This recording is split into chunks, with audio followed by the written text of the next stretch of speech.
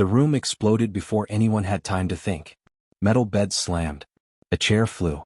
Someone yelled, "Move!" and 60 men rushed toward the center of the dorm like a wave. Jordan, now years out of Rikers and telling his story, remembered the moment like it was happening again. He said it was the night he truly learned what surviving Rikers Island meant. It started when an older inmate named Ray fell to the floor, gasping for air. At first people thought he was joking. Then his eyes rolled back. His whole body shook. Someone screamed, "Call the officer," but the officer inside the glass booth didn't hear or didn't look up fast enough. 2 inmates tried to help Ray, but a fight suddenly broke out right next to them. A misunderstanding, a bump, a threat. One man pushed another. Another jumped in. Then 3 more. Then 6. It was like the room flipped from a medical emergency to a riot in one breath. Jordan said he remembered stepping back, watching bodies swing and crash. One man hit the floor so hard the sound echoed. Officers slammed into the door trying to get inside, but the lock jammed for a moment. Then the lights flickered, once, twice, and the entire dorm dropped into a dim yellow half-dark. Everyone stopped. Everyone froze. It felt like the whole island held its breath. And that's when Jordan, standing in the corner, whispered, "This is how people die in here." Before we learn what happened next, you need to know how Jordan ended up in that dorm in the first place, and what surviving Rikers really looked like for him and the men he later spoke with. Jordan came to Rikers when he was 20. He wasn't convicted. He was waiting for his court date, just like thousands of others on the island. A judge set his bail higher than he or his family could afford. His lawyer said, "You'll be here until your next hearing." He thought that meant a few days. It ended up being months. When Jordan first stepped off the jail bus onto Rikers Island, the air felt heavy. Not hot, heavy. Like the clouds above the East River were sitting on the ground. Razor wire wrapped around every fence. Officers shouted orders. Radio static echoed off the walls. He went through intake where people were lined up shoulder to shoulder, exhausted, hungry, confused. One man was crying quietly. Another was humming to himself. Someone kept shaking his leg so fast it looked like a motor. Jordan didn't talk. He just watched and tried to understand everything at once. They took his fingerprints, his shoelaces, his belt, his clothes, his wallet. They gave him a thin uniform and a number. That number followed him everywhere. The first dorm Jordan walked into was loud. TVs blasted. Phones rang nonstop. People argued over chairs. A group of men played cards so fast their hands blurred. It smelled like sweat, bleach, and metal trays. He heard someone say, "New guy. Top bunk by the back wall." He heard another voice whisper, "Don't sit on nobody else's bed unless you want trouble." Jordan climbed onto his bunk and kept his eyes low. He learned quickly that looking too long at the wrong person could start something. Even asking for the phone at the wrong time could lead to a fight. The men Jordan later spoke with, former inmates who survived Rikers, said the same thing. You learn the rules fast if you want to stay alive. Rule 1. Don't touch the phones unless you ask who controls them. Rule 2. Never reach under another man's mattress. Rule 3. Don't stare. Rule 4. Don't ever think the officers can protect you. Rule 5.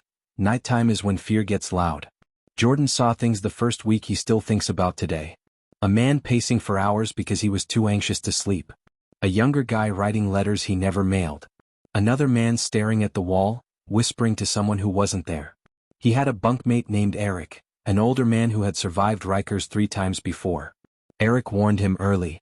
You gotta keep your mind tight in here. This place will break you before you even notice it's happening. Jordan didn't understand fully at first, but after a few nights he began to see what Eric meant. The shouting. The sudden fights. The boredom that felt like pressure on your chest. The anger that sat in everyone's voice. And the fear, the quiet kind that people tried to hide. One night, Jordan tried to call his mother. But the phones were blocked by a group who ran the list. You're not next, they said. They didn't look angry. They didn't have to. Their calm was scarier. Jordan backed away and waited. Hours passed. He never got the phone that day. Another former inmate Jordan interviewed, named Sam, said, "The phones are like currency. If you can't use them, you're nobody." Jordan also learned about solitary, the box. Almost everyone he met had been there at least once. Luis, a soft-spoken man with tattoos from his neck to his wrists, told him, "The box is where time stops. You talk to the wall so you don't lose your mind. Some people never come back the same." Jordan never forgot that look in Luis's eyes. But there were moments of humanity too. A man giving his last ramen pack to someone who was hungry. 2 inmates helping a third fill out a court form. A volunteer coming in to teach a class about stress and writing. Even officers who tried their best, though they were often overwhelmed and working short-staffed. Still, violence sat in the dorms like a shadow. It could appear any time from anything. A missing item. A rumor. A disagreement during count. A stare. A phone call taken too long. And that's how the night with Ray started. Something small turned into something big in seconds. Back in the present, Jordan said the lights stayed dim for almost a minute, just long enough for the room to turn dangerous. Men stepped back. Others stepped forward. Officers finally got the lock to catch. The door swung wide.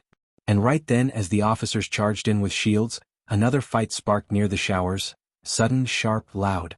Starting the chain reaction Jordan said he would never forget. The moment the second fight broke out near the showers, the entire dorm snapped like a rubber band stretched too tight. Officers rushed in from the hallway, shouting commands that nobody could hear over the noise. Shoving. Yelling. The scraping of metal bunks. Someone kicked over a plastic chair, and it clattered across the floor like a warning shot. Jordan remembered how fast everything moved. He said it felt like the whole room tilted sideways. 2 officers grabbed the first man they could reach. Another officer pushed through with a shield, but slipped on spilled water from the showers. The shield slammed the ground with a heavy bang. The noise was so loud it made some men cover their ears. "Everyone back up," an officer shouted, pepper spray in hand. But the dorm was too crowded. There was nowhere to back up to. Ray, the older man who'd collapsed minutes earlier, was gone now, taken out by the nurse, but the fear he left behind stayed. It sat on every face in the room. Men who didn't even know him felt the same thing. If it could happen to him, it could happen to any of us. Jordan backed against a bunk, hands raised, trying to stay out of the fights on both sides. All he could see was movement, bodies shifting, arms swinging, officers pushing, inmates yelling to stop or yelling to keep going. He remembered someone yelling, "They're not listening." Another voice screamed, "Get off me." And somewhere else, "Stop spraying. Stop spraying." Pepper spray drifted through the air in a thick cloud. The lights, still flickering from earlier, made the room look like it was underwater. Dim, shaky, unreal.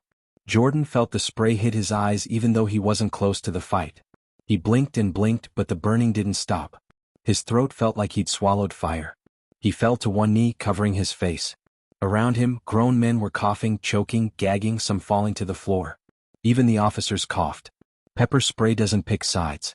But for the first time since the chaos started, the room slowly quieted. The spray forced everyone down. Some men lay flat on the ground. Others crawled away from the center of the fight, trying to breathe. One man cried out, "I can't see. I can't see." Another tried to help him but was ordered to lie down. Jordan said that moment, the choking silence after the spray, felt like the real Rikers. Not the shouting, not the fighting, but the way everything suddenly stopped, leaving only fear behind. An officer walked through the dorm, pointing at people. "You cuff him. You stay down. You two against the wall." But the officers didn't seem united. One argued with another. A third yelled into his radio, angry and desperate. "We need more staff. We need more staff now." It was clear they were overwhelmed. There were too few of them for too many people. Jordan could see the fear in their faces too, which made him even more afraid.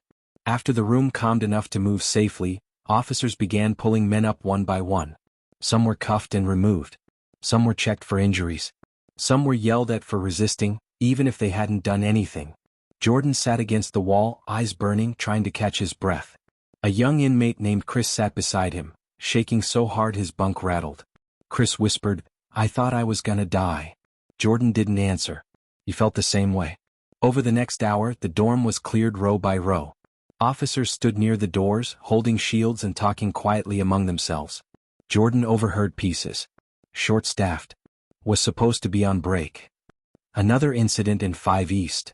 This whole place is falling apart. When the last few men were finally allowed to sit on their bunks, the captain arrived. He looked tired, not just from the night but from years of nights like this. His voice came through the speaker, rough and loud. "Listen up. There will be no movement until further notice. No phones. No yard. No visits. No programs. You stay in your bunks unless told otherwise." A few men shouted in anger, but the captain ignored them. He added, "Anyone involved in the disturbance will be reviewed for the box. Anyone refusing orders will be removed immediately." Jordan let out a long breath. He knew what that meant. A lockdown. No calls to family. No fresh air. No classes. Only time, long, heavy, painful time, to think about what happened. Later that night, when the dorm was finally quiet again, Jordan overheard officers whispering outside the booth. They're saying someone in the hallway got hurt bad. An officer or an inmate? Not sure. They better get control. This place is a powder keg. Jordan lay on his bunk, staring at the ceiling. The light above him flickered once more. Something about that flicker felt like a warning. Then, just before he closed his eyes, a loud crash echoed from the far end of the dorm, louder than a bed frame, louder than a chair. Jordan sat up fast. So did everyone else. Another man shouted, "Hetchy! Who's that? What's going on?" And in the darkness near the showers, something moved. Not a person. Not an officer. Something else. Something that made Jordan's heart race. Before he could call out, a second crash shattered the silence. And the dorm erupted all over again.